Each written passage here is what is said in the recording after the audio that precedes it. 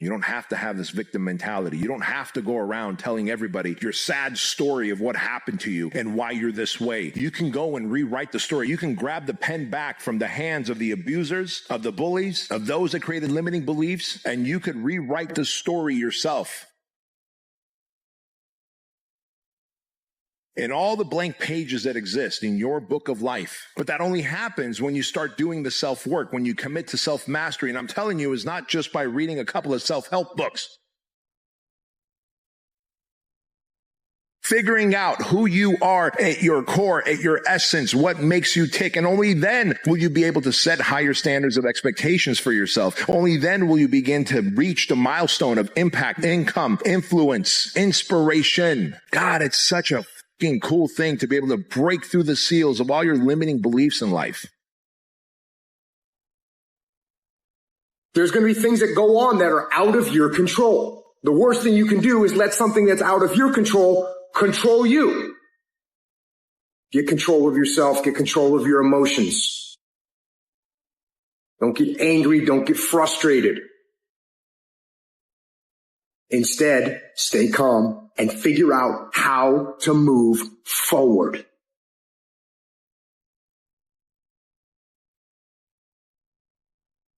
There's a terminology in psychiatry called relational illness. You've heard people say, you make me sick. Some people can make you sick. That if you fool around with them long enough will send you to an early grave. That will drive your blood pressure up. That will turn your hair gray. Who is it you need to get out of your life? You need to ask yourself the question, what is this relationship doing to me? It might be your spouse. Might be friends. Might be your job making you sick, stressing you out. And you being a volunteer victim, are you willing to die for it? Listen, if there's only one pedestal, you must be on it. The idealized version of you must be on it. Not me. Not any other guru or influencer or thought leader. You get on the pedestal. You become the idealized version. You become the hero in your life's story. If your life is a movie and the movie ends, do you want your name at the end in the credits to be the hero and the star, or do you want it to be taxi driver number 2?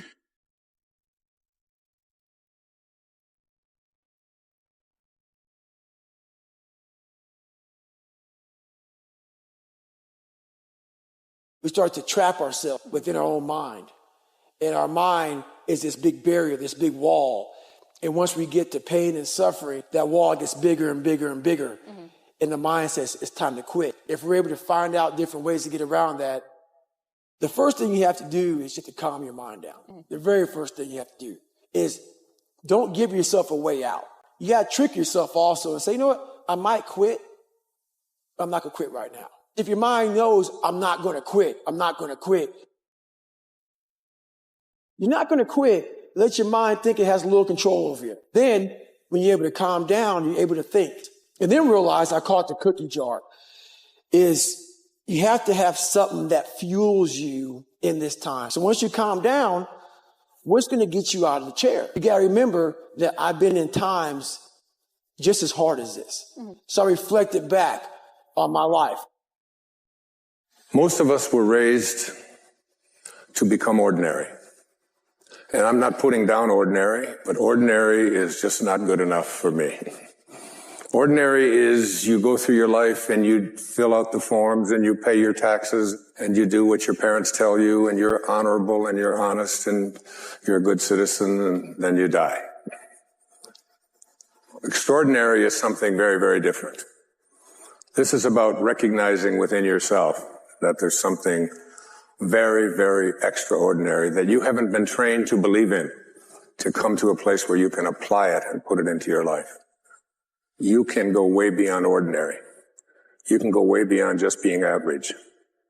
All of us are extraordinary. We just have to come to believe it. There's things that you know you're supposed to do as a human being.